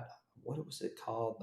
I guess it was called the Marquee. I'm not sure. But anyway, but yeah, I love relic sites. Relic sites are my thing. Relic sites are my gig, and I just love digging relic sites for sure. Um, Wisco Detect says I've had to plug three tires because I ran over some of my own trash. That's not good, Wisco Detect. Definitely. All right. Dan says, Andrew, that he used to live in Westchester, Dutchess in Orange County. More plastic bottles, less aluminum. Could be worse. That's true, Dan. Um, Andrew says that he used to work in Grand Central Terminal for years. Um, am I a member of any clubs or you just go out with your friends? I'm going to be honest with you. I'm not the club guy, and I'm going to tell you why. Um, I just think that when you're relic hunting, it's sort of like, I guess it's like fishing, I guess. You keep your groups really, really tight and really, really small. Um, because you start opening up to other people that come with you, then eventually that can lead to problems, especially if it's a large group. So I'm gonna be honest with you. I mainly hunt with Calabash. Calabash is my main person that I go with, or I go by myself. Another guy that was just on here, Linwood, I'll go occasionally with him. I would go with Dan because I know Dan, Surfside Dan, who's on here. Um, but that's really about it. I'm really not a member of any clubs. I sort of do my own thing, and that's just the way I am. Now, I'm not saying clubs are bad. I mean, some people they love that, and I love the social aspect of it too. But I love the social aspect with the guys that I know and the guys that I'm familiar with, and so on. And like for instance, I'm going to Dig Stock, and it's going to be great meeting a lot of these other people. But that's just the way I am, you know. Unfortunately, I've seen things go awry in some of these clubs. I've seen where people turn on each other and people start taking people to other people's sites and that kind of stuff. And I just don't want to deal with that. I got enough drama in my life with my teaching side of my life. I don't need that. So I generally stick with a really, really small group of people that I would hunt with. And Scrap Iron, thank you, Scrap Iron. Teacher, you're absolutely correct. You know, yes, and there is. I do a lot to find a site. I do a lot to get permissions. There's only a select few people that I'm going to allow to go with me on those permissions, and it's got to be somebody that I really, really trust. I mean, you know, I know that sounds maybe a little bit mean, but that's just the way I am, unfortunately. Finders Keeper says, "What is the oldest U.S. silver coin you have found?" Silver coin, I would honestly say it's a coin that I just recently dug. It's a 1762 Spanish 2 real. That's probably my oldest silver coin that I've dug. So that's, I know there's probably people on here that have dug older than that, but that's my oldest silver coin that I've dug. Yeah. Now I've dug some older coppers, but that's the oldest silver coin I have in my collection right now. So yes. Um, yeah. Jay says, so now you can understand why I'm not crazy about 700 people hunting my permissions. Yes, I do, Jay. Jay, I do understand that. I do. I totally understand that. I'm with you 100%, dude. It's just, you know, you go out and you find these areas or you know this area, and then all of a sudden, you know, you take somebody with you or you take a few people with you, and then the next thing you know, it just spreads like wildfire, especially if there's something on some of these sites. So I totally get it, Jay. I totally get it. Yeah, Lance said the only person that goes with him is his dog. That's probably a good policy too, Lance. Right. All right, Andrew says an oak tree, two pence, Massachusetts, 1662. Wow, Andrew, that is an amazing find. Amazing find, definitely. I would love to, Andrew. I'd just love to see a picture of that. To be honest with you, because that's how blown away I am by that. But that's an awesome find. Do any of your students know how you metal detect and are they interested in it? I'll tell you what they are interested in. They're interested in that I have got more followers than them on TikTok, Instagram, Facebook, YouTube. You run the gamut, and they all are going like, "How did you do that?" And I told them, I said, "Look, it's history. You know, I talk to you guys about history every day, but history is what I share with everybody else too. So they do like that, but they do like, honestly, they do like knowing that I have big audiences. But they also like the fact that I'm finding these things and I'm putting it up on video, and they'll come in and they'll ask me, "Hey, I saw where you found." You know, that large center. Hey, I saw where you found that Spanish silver coin. Or, hey, I saw that is so cool. I mean, I get a lot of students like that, and that's rewarding because again that means that they're interested in it. And so yes, it does help in a lot of ways, and I can take things in and show it to them about some of the periods that I'm talking about. So that's what makes it really, really fun. Scrap Iron, are there any specific map sites you find helpful? Not really, Scrap Iron. I'm just going to be honest with you. Most of what I do is I do a lot of reading. And I think I told y'all that earlier. I was the kid that went into the library and checked out all the Revolutionary War books, and nobody would have anything to even look up. I just do a lot of reading and try to make myself familiar with areas. Definitely.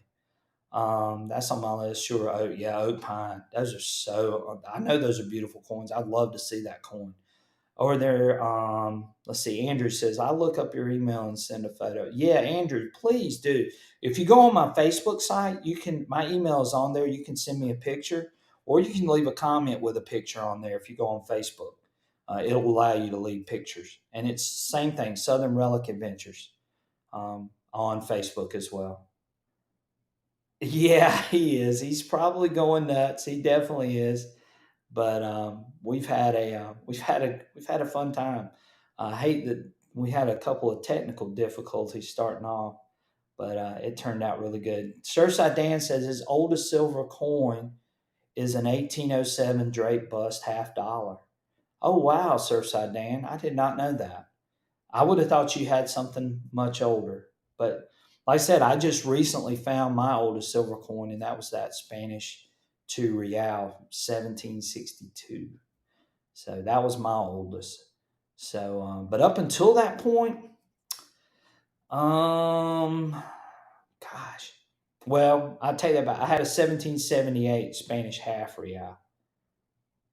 Oh, thank you so much. Yeah, I enjoyed talking about history with the rice fields and the rice plantations.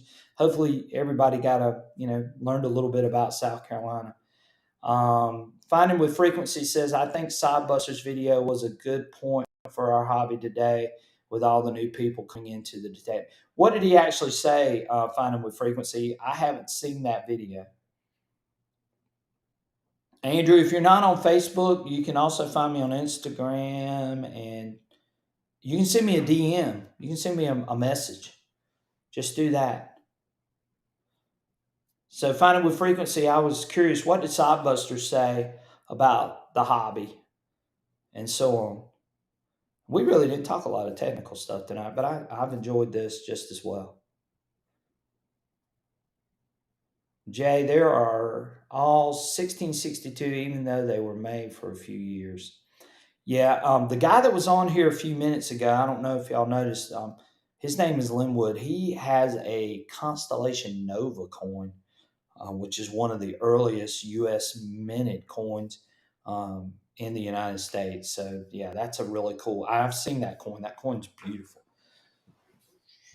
He said, Finding with Frequency says how people are leaving holes, okay, open and not learning how to cut a good plug. Right. Yeah. Well, you know, and I've got people that they just don't get it. Like,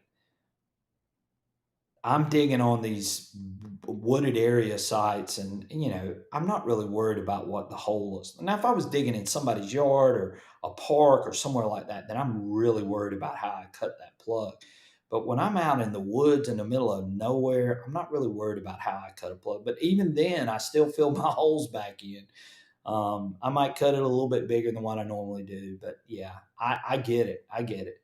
There are people that are, destroying our hobby in a roundabout way. Some of them are trespassing, which is probably the worst, like going on federal land, which is a federal crime, which they don't realize, or going into a state park, which is historically protected. There are people out there that are doing those types of things, and that is really bad for all of us. So if you know somebody that's doing that, you need to get on 'em for sure.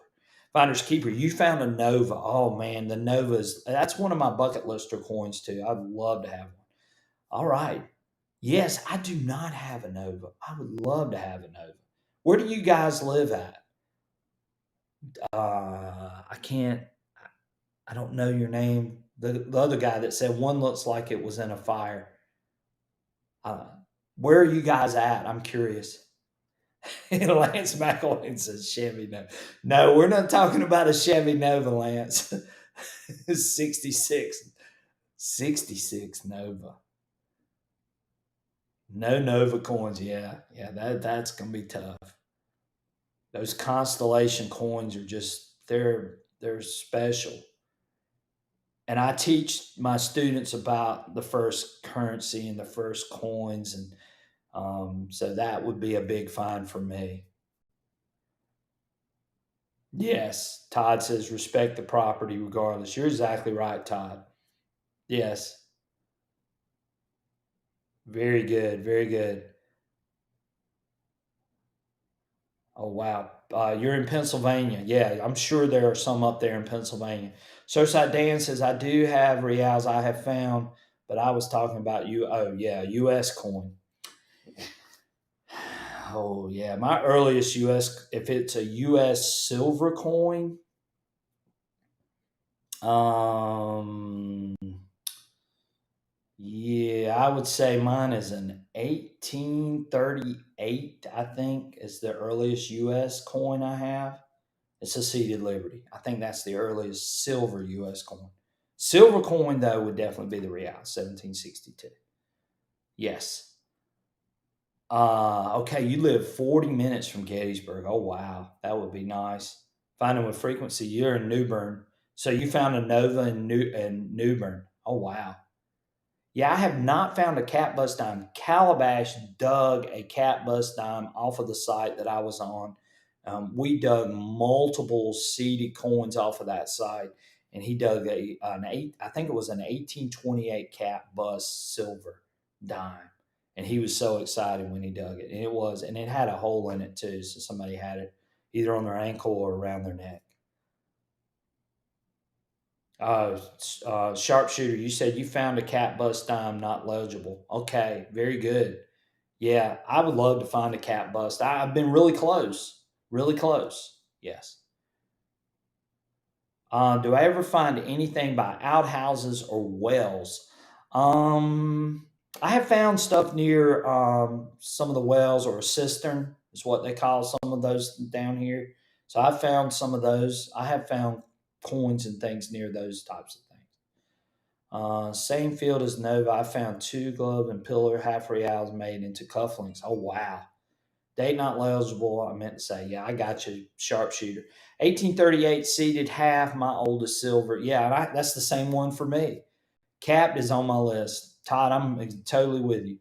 As far as U.S. coins go, that's a major bucket cap. Yeah, I have not gotten a cap. Yeah, Calabash got the only cap that I've ever seen dug, and he got it that day. Lucky Calabash.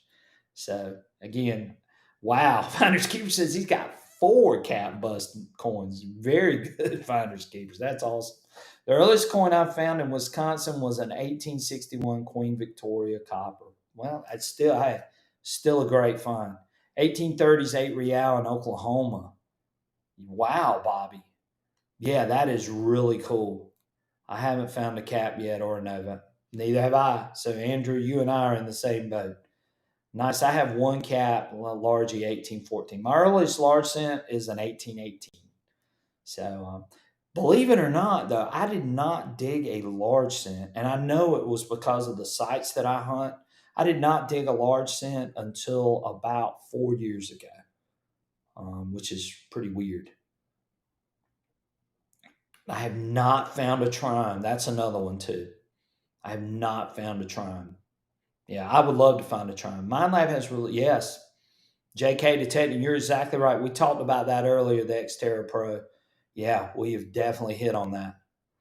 Almost threw one cat bust away, thought it was a washer with a hole. Oh no, finders keepers, don't do that.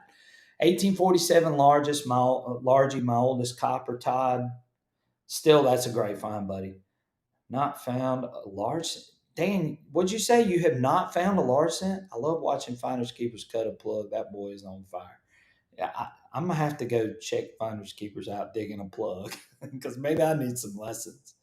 My oldest is an 1852 seeded dime. Okay, yes, I love those seeded coins. Like I said, you saw that 1830. I think that was the one that I showed on that video. 1838 seeded. Trime has eluded me too. And the funny thing about a trime is that they ring up really low, so that might be why we some of us have missed them. 1730, 32 half cut real, two cap bust half dime. Right, 1732 half cut real. That's a sweet one.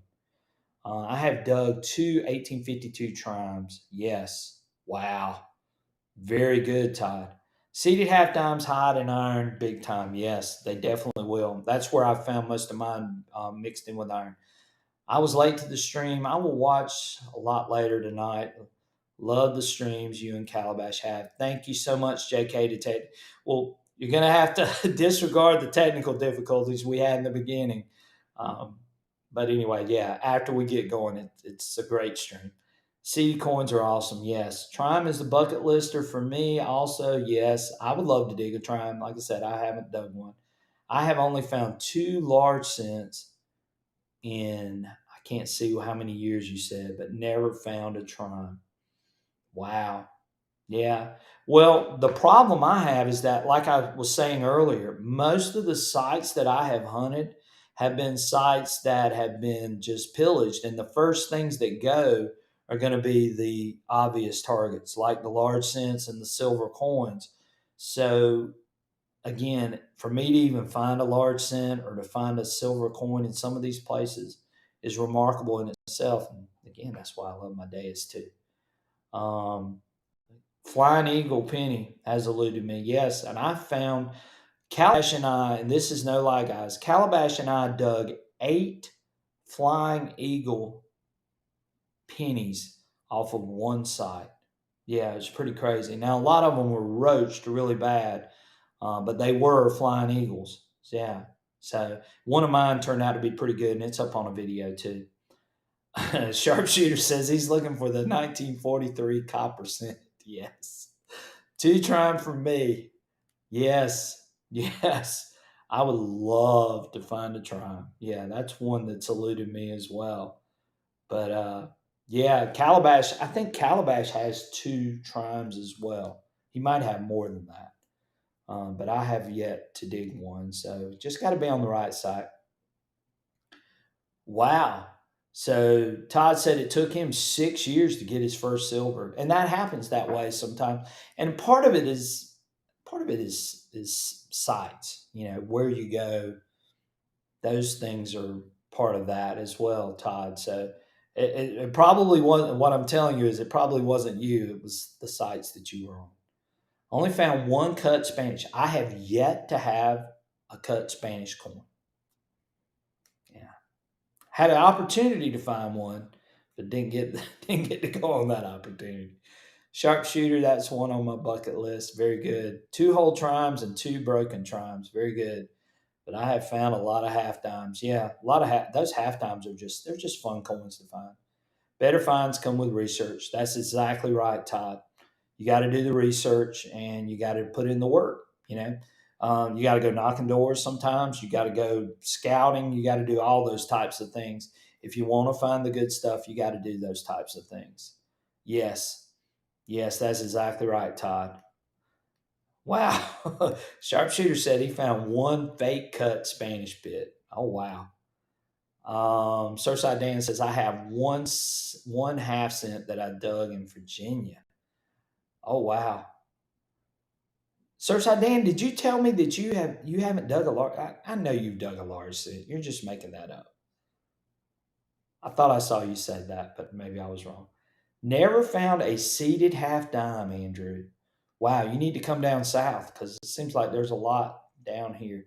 My husband just found his first cut 1806 cut real last weekend. Oh wow, Bells, that's a great find.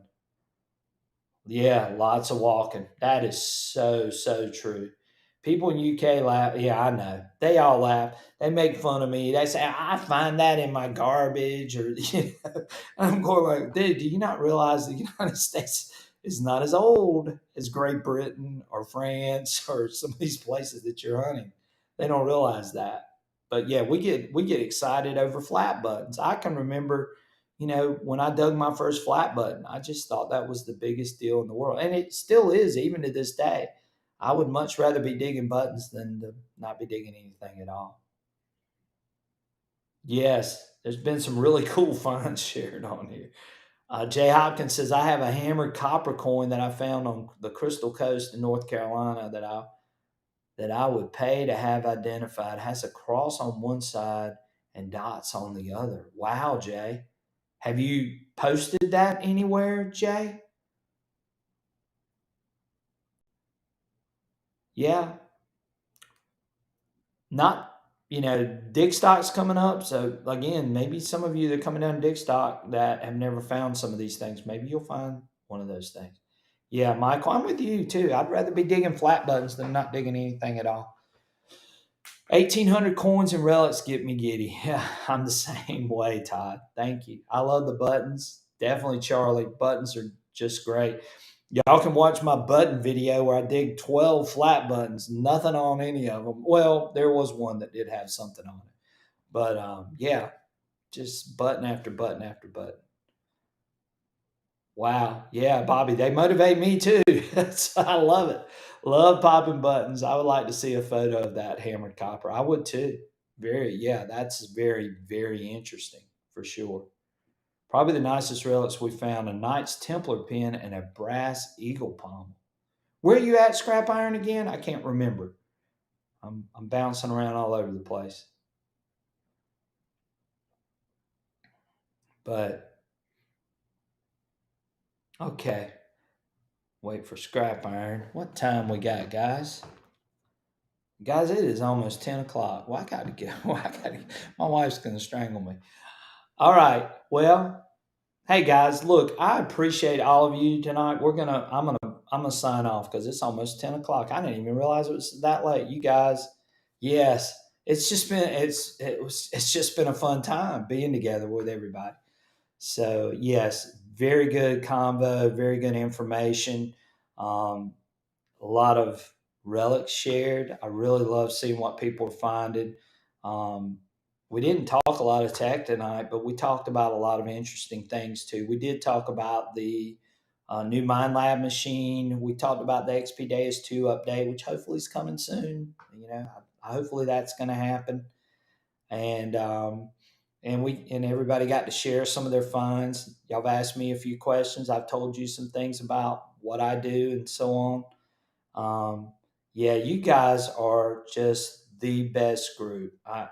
And Calabash says this all the time. I'll say it too. I love coming on here because I know that it's going to be a good time, and we're all enjoying this hobby. We all enjoy being around each other and talking with each other, and we all love sharing information because again, it all helps us get to the point to where we want to be. So guys, I appreciate it so much. I'm sorry about the technical difficulties. If you went over to the other link, I apologize. Um, but hopefully you made it here and you got to see a lot of fun talk and a lot of good information. Yes, thank you guys so much. I appreciate it. Yeah, a lot of fun conversations for sure. I love being able to read the comments too, which is great. And it's just been a fun time. So, again, guys, thank you so much. We're going to do another live. I sort of filled in tonight because Calabash was working, but hopefully we'll be doing another live together coming up in the next few days, maybe or a couple of days, and maybe we'll get back on our regular Friday schedule the following week. But we should be doing another live coming up real soon. Hopefully, like I said, everybody made it on, and hopefully I responded to everybody. If I missed anybody, I apologize. I tried to get and shout out to everybody and answer questions as best I could reading the screen. So again, yeah, I sure will, Surfside Dan. Thank you so much. Thank you, Wisco Detect. Thank you, JK Detecting. Um, yeah, what the buffalo said to his kid. Bison. Yeah, I got it. That's good. Yes. Thank you guys so much. Yeah, it's been a blast. I enjoy coming on here and talking with you guys. So it's been a lot of fun. Yes, Linwood, thank you. I appreciate you, buddy. You know I do. How far are we from Gilbert, South Carolina? We are about we're about 3.5 hours from Gilbert, close to that, somewhere in that range, Scrap Iron. I appreciate all the support too. Some of you guys that gave a super chat and super sticker. I really appreciate that. Thank y'all so much. And we'll have more videos, more adventures coming real soon. So check out the channel, like and subscribe to the channel if you're not already a member. I would greatly appreciate it. And I hope you guys have a great and wonderful weekend. And if you're out metal detecting, I hope you find something really, really great. You can come back here and share it with us real soon. So thank y'all so much. Y'all have a great night, and I will see you guys really, really soon. Take care, guys.